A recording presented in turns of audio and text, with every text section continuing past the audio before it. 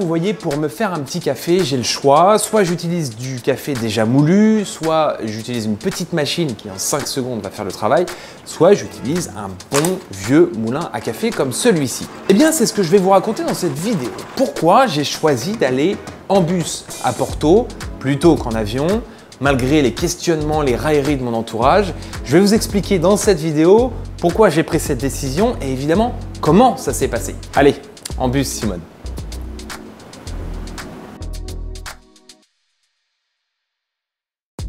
Il y a quelques mois, avec les amis de fac, on avait décidé d'aller à Porto pour fêter notre anniversaire. J'aurais pu vous faire un tableau incroyable de cette ville, son architecture, sa nourriture, son art, son histoire. Mais au lieu de vous raconter tout ça, je vais vous expliquer comment ça s'est passé. J'ai laissé pendant quelques jours ma famille à Concarneau. Donc dans cet épisode, c'est plus Florian en transition. Avec Thomas, mon acolyte de fac, on a décidé d'y aller en bus. On avait à peu près la même vision des choses.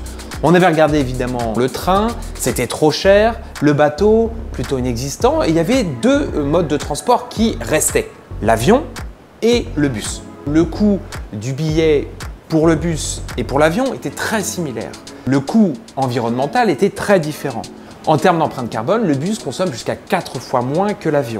Donc tout ça, c'est à prendre avec des pincettes, mais ça donne quand même des ordres de grandeur. La deuxième raison pour laquelle j'ai voulu prendre ce moyen de transport, la possibilité d'avoir une option B. Aujourd'hui, on a le choix. On savait évidemment à l'avance que ce serait beaucoup plus long, que ce serait beaucoup moins confortable. Il y a une vingtaine d'années, j'étais allé à Göteborg à partir d'Angers en bus. À l'époque, ça paraissait normal. Personne ne m'avait charrié parce que j'avais pris un bus pour faire 24 heures. Et troisième raison, le rapport au temps. On a un rapport au temps avec cette société qui est toujours lié à l'efficacité. Soit rapide, il faut aller le plus vite possible.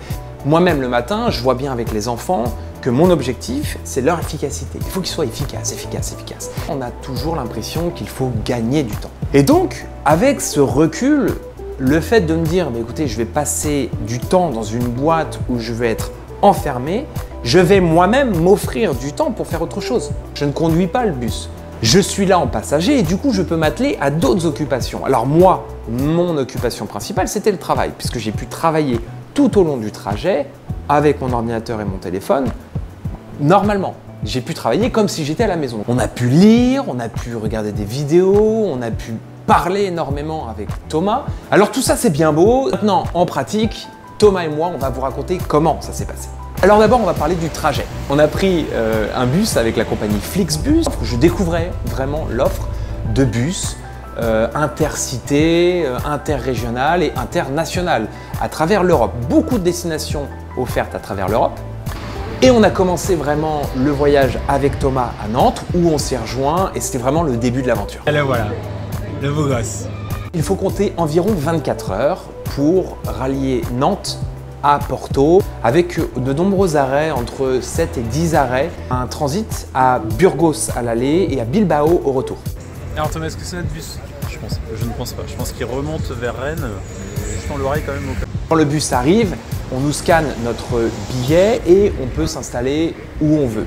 On s'arrête environ toutes les 2-3 heures pour manger, pour se dégourdir les jambes. Quand on arrive à notre siège, on va dire que ça va être un petit peu notre maison pendant 24 heures parce que c'est notre siège, c'est notre lit, c'est notre bureau.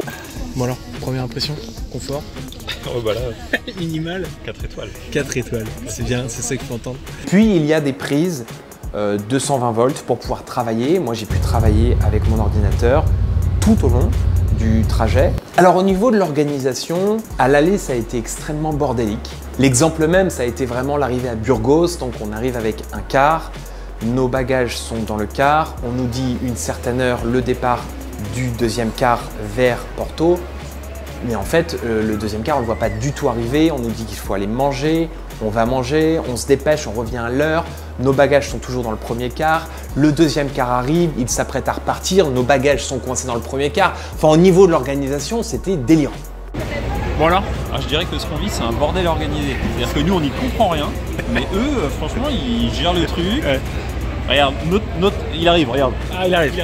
C'est le nôtre. Ouais. Chundao, Branco, Brandao, Lisboa. Lisboa, non, c'est pas le nôtre. C'est le 1150. Francfort. Ah merde. Karlsruhe. Ah, tu vois, tu commences à douter. Strasbourg. On sait pas ce qui se passe. On va leur donner le petit sésame. Non, c'est pas de note. Et normalement, Bayonne, Ils vont changer, tu veux dire? Salamanca Cap. Mais au final, comme dit Thomas, eh bien on est vraiment dans une espèce de bordel organisé et là, à ce moment-là, on laisse faire de toute façon tranquilo, enfin c'est ce qu'on nous a dit, je parle pas espagnol mais on nous a dit tranquilo plusieurs fois, comme quoi en fait tout était sous contrôle mais sauf que nous on comprenait rien à ce qui se passait. En espagnol, en portugais, en anglais, parfois en français, mais honnêtement, clairement, même si la langue était bien maîtrisée, c'est le contenu en fait qui n'était pas du tout clair.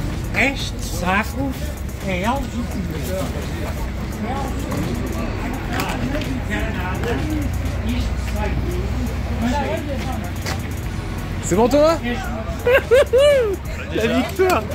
On se regardait avec les autres passagers, on se disait mais c'était 15 minutes, 50 minutes, moi je ne parle pas l'espagnol parfois, je ne comprenais pas ce qu'on me disait et même les gens parlant l'espagnol ne comprenaient pas non plus. Donc ça c'était assez drôle.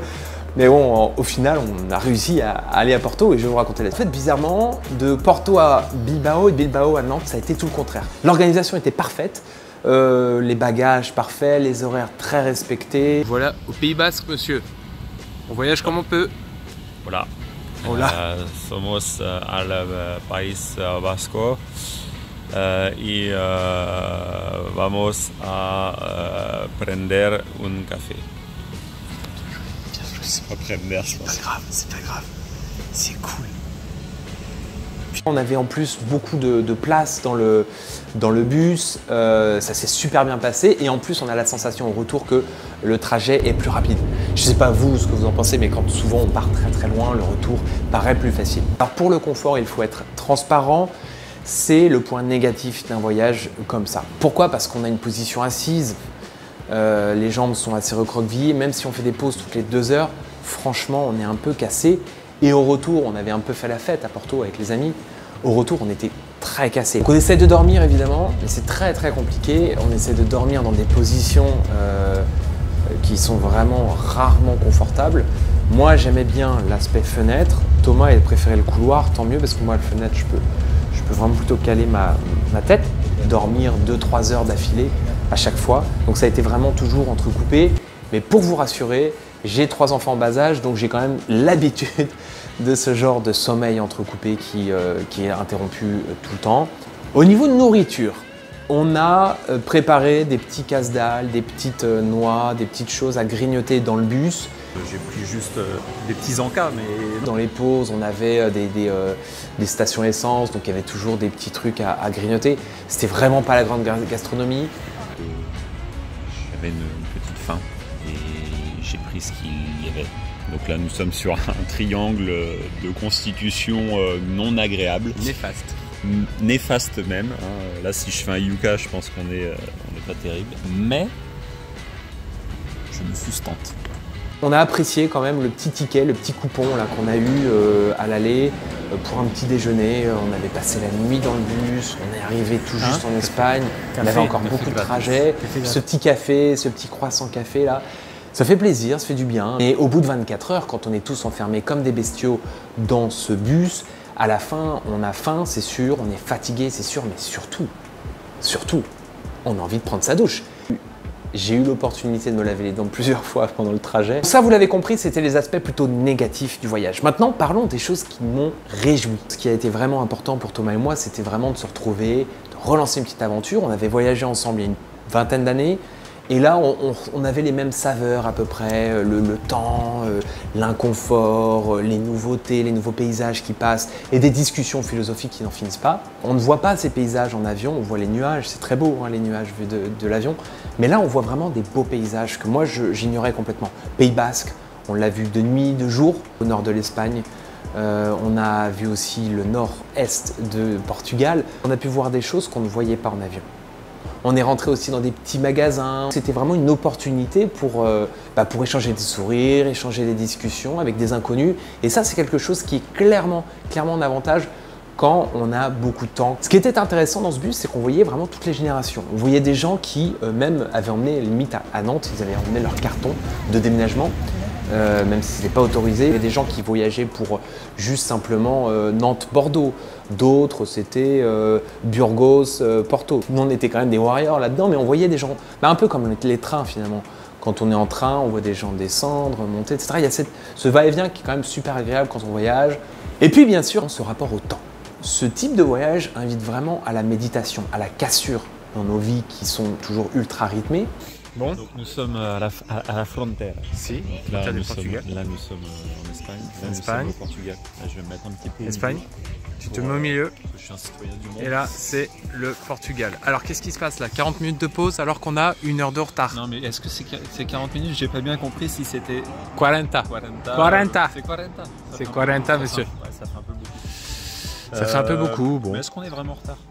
Non, ça va. Franchement, tranquillo. En fait, on sait rien. Le temps ne compte On plus. sait rien, si ça se trouve, on va arriver pile à l'heure. Oui, c'est ça. Ils nous auront fait une entourloupe en disant qu'il faut mettre 4 heures alors qu'en fait il faut en mettre 2. C'est ça. En fait, on sait Non, pas. on sait pas. C'est bien, on rencontre des gens. Et en fait, on a l'impression que c'est un temps qu'on n'a plus du tout l'habitude de prendre, même en vacances. À la fin du retour avec Thomas, après 48 heures de bus, globalement, on a fait un petit bilan et globalement, il est positif. Aujourd'hui, clairement, Nous sommes arrivés à Nantes. Ça y est, on l'a fait. il en ressortait pour tous les deux choses essentielles. La première chose, si on avait à changer, c'est prendre le bus, mais pour rester plus longtemps. Par exemple, un week-end à Porto, on s'était 3-4 jours à Porto pour finalement 2 jours de bus, c'était trop court. Deuxième élément évident, mais qu'on connaissait avant, c'est qu'on ne ferait pas ce type de voyage avec nos enfants. Pourquoi? Parce qu'il y a un inconfort quand même permanent. Je pense que des voyages comme 4, 5, 6 heures maximum dans un bus comme ça, qui fait une liaison nationale, ça peut concurrencer le train, ça peut concurrencer la voiture et encore plus l'avion. Mais faire 3-4 jours à un endroit à prendre l'avion, ça me gêne un peu. La dernière fois que j'ai pris l'avion, c'était en 2017. Depuis, je suis allé quand même pas mal de fois à l'étranger, on a fait quand même pas mal de choses. On a fait en voiture, en bateau, en train, là en bus. Donc voilà, il y a des méthodes alternatives. Alors certes, on est resté en Europe, parce que dès que tu changes de continent, bon là c'est un petit peu plus compliqué. Mais comme quoi, il y a moyen aussi de pouvoir visiter des choses, de pouvoir aller dans d'autres pays, aller à l'étranger sans forcément prendre l'avion tout le temps. Je trouve que tu as moins de stress. Dans un avion, c'est pas tout, il faut... là, c'est tranquillo. C'est la période des vacances, vous partez bientôt en vacances. Si vous avez l'intention de voyager pas très loin à l'autre bout du territoire ou pas très loin en Europe, n'hésitez pas à comparer. La question, ça ne devrait pas être où je vais en vacances, mais comment j'y vais. Si vous avez aimé cette vidéo, n'hésitez pas à vous abonner, merci. Et je voulais aussi vous dire qu'on a trouvé un endroit pour notre projet et on va vous en parler dans la prochaine vidéo, c'est promis.